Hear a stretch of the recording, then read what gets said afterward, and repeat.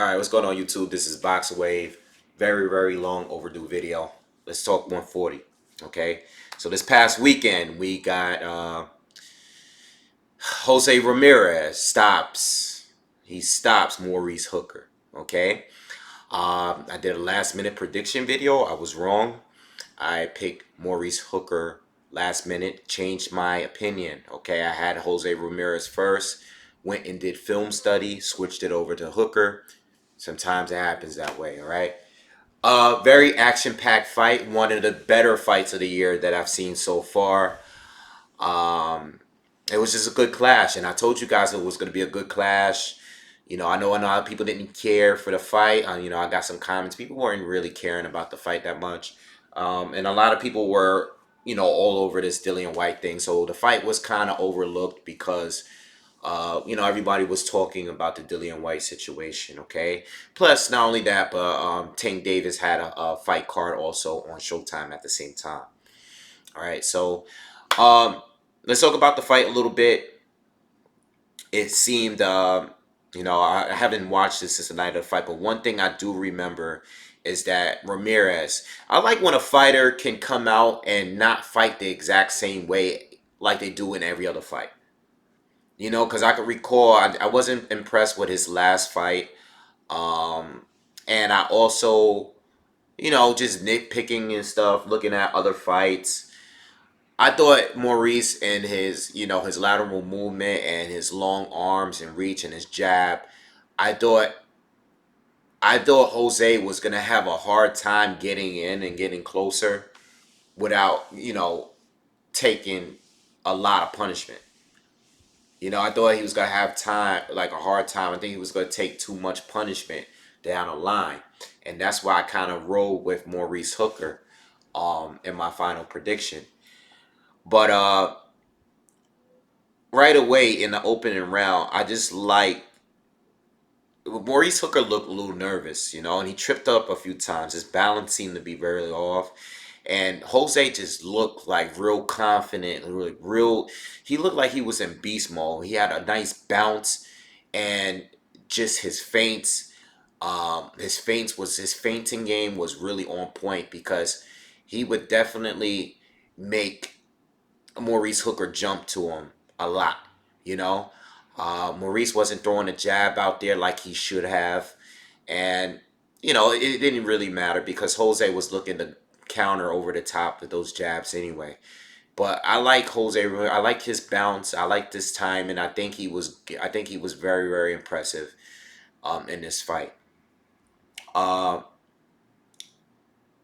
I think the thing was too. I think the game plan of trying to get Maurice Hooker to trade worked very well. It was really no point where Hooker was really effectively using his length at all. They end up trading as early as the first round, and it kind of stayed that way. Now there were moments where it was a lot of back and forth moments because there was a lot of moments where Hooker would be winning the round early, but then he would exchange with Ramirez a little too much, and I think some of the rounds were taken from him because Ramirez just did better and did more, and it seemed like he would snap Hooker's head back more, and his punches just looked like they were fiercer and more powerful and more effective to me. So I would give rounds where I had Hooker winning certain rounds, and then I was like, I'm gonna give this one to Jose. So the stoppage, I wasn't. I didn't have any dispute with the stoppage, nor the Tank Davis stoppage. Uh, I just, how everything is with boxing now. When a guy is against the ropes and they're not defending themselves or punching back, stop the fight. He took a few shots defenseless, and he was against the ropes. And even though he stood on his feet, and the ref came and hugged him and held him, and he was all right. Still, we want a fighter taking too many punches to the head. He took good like 3 or 4 shots before the ref jumped in, and I think that was enough. I think that was a fair stoppage. We don't want these guys to get hurt. I thought Jose was winning the fight. And that's all. It is what it is. You live to fight another day, and that's all right. As long as you're healthy, as long as you're good. I had no problem with the stoppage. I thought it was a good stoppage. All right. Just when guys are just 3, 4 punch combinations without no return or no defense, stop the fight. Okay, stop the fight. Especially when they're leaning and it just looked. He looked like he was out on his feet. He wasn't, but it looked like he was. All right, and I think that was a good enough justification to stop the fight. All right, so let's talk about 140. All right, let me admit to something here. Jose Ramirez, as far as now, I never made a video about him fighting Amir Imam. All right, I did go to the fight, but I didn't like do a video discussing the fight or anything like that. But I'll admit to you guys, I thought Amir Imam was gonna win that fight. Okay, I was sleeping on Jose in that fight, and then again here, I picked against Jose Ramirez, and I think Robert Garcia has a lot to do that. Because there's fights where I don't think Jose looked that good, but when he steps up, he fights better. When he steps up, he fights better. Um, so I can't completely sleep on this guy because I've already said here on camera that I believe that originally I said I thought Maurice Hooker was the weakest out of four, even though I picked him to win this fight.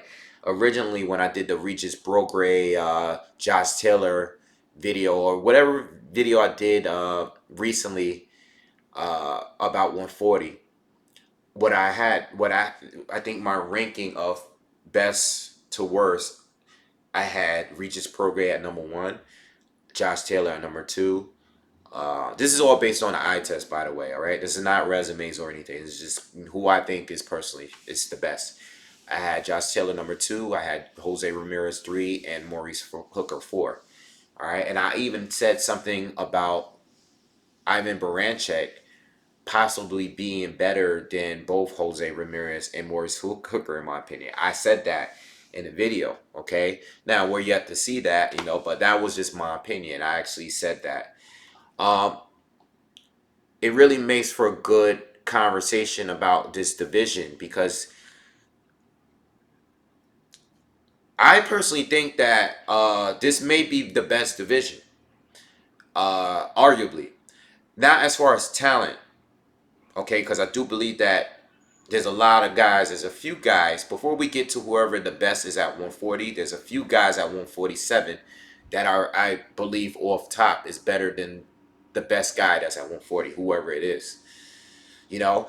Um, but I like the fact that 140, the best are literally fighting the best. Even outside of the World Boxing Super Series, the best are like literally fighting the best. The only other division that I can say that are the fighters are definitely all fighting top fighters is the cruiserweight division. Because even before the World Boxing Super Series, the top guys were fighting the other top guys. I mean, Usyk was in there. As soon as he turned pro, he got in there with a lot of the top guys. And also some of those guys that he fought and beat, even outside of the World Boxing Super Series, a lot of those other guys were already fighting each other. You know what I'm saying? So what I like about 140 is Terrence Crawford did his thing. All right, he became undisputed.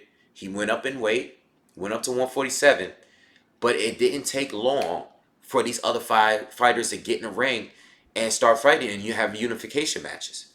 Plus, we have World Boxing Super Series, which makes it even better. So I can say for the past few years, even in Terrence Crawford's reign, 140 is a division where the fighters are fighting the best. It's no other side of the street bullshit going on. You have the elite fighters at 140 fighting each other time after time again, just like the cruiserweight division. So you can make the argument that even though I don't think 140 is the most talented pound for pound, I think it's the best division because it's giving consistent, great fights, top tier fights. No bullshit, no dumb promoting stuff. Like, if you are following the 140 division heavy, you are a true fan. Like, you are not a casual fan if you're really, really following the 140 division. Because this is the way this is going. This is moving. Regis Prograis and Josh Taylor go fight each other. Whoever wins the World Boxing Super Series, they're unifying. Then you got these two that just unified. Okay, now you got Jose Ramirez, unified champ. I'm very surprised he's the first to become unified. He's unified. Then these two, whoever wins the World Boxing Super Series, are more than likely going to fight Jose Ramirez, and I think that's great. Yeah, that's great. You know, they didn't waste these guys at 140 didn't waste any time after Terrence Crawford moved up. They didn't waste any time to jump in the ring with each other, and I love it. And they're all the guys that are still undefeated. They all fought other good guys at 140 to get there. No shortcuts. No shortcuts. They're all involved in tournaments, or they beat. You know, Morris Hooker went out to the UK. Where were they? I forgot. Were they in the UK? I forgot where they got, but I know he went in Terry Flanagan's backyard to win that title. Okay, and then had other tough fights after that. All right, you know, same thing. Jose Ramirez having tough fights. All these guys having good legit fights, and you got the other two that's in the actual tournament where you gotta fight nobody but other good top fighters at 140. So I love it. I love it. All right. Definitely you can make an argument that that is the best division in boxing as far as just the best fighting the best all the time. All right. All right. So yeah, we're just gonna wait. Gotta wait until the World Boxing Super Series. I still believe that Josh Taylor and Regis Prograis are better than Jose Ramirez, but you're hearing it from a guy that was wrong about Ramirez twice now. So not trying to shit on him or anything like that. I think he's a good fighter. It's just that, you know, when I watch his fights and I do his funny feel stuff, I'm like, oh, I think these guys got, you know, tools that they can use to beat him. And both fights were competitive. The ones that, you know, I brought up that I thought he would have lost. But I don't know. I'm still waiting for Regis Pro. I'm gonna tell you right now. I think Regis Prograis is. I like I I like Josh Taylor a lot too. And I made a video and I told you guys, my dad is funny. My dad, he watched Josh Taylor. I haven't watched Josh Taylor, and he actually thinks Josh Taylor is better than Regis Prograis. I think Regis Prograis is gonna win. You know, uh, but I can't wait to see it, and I'll be right on it as soon as those fights come down.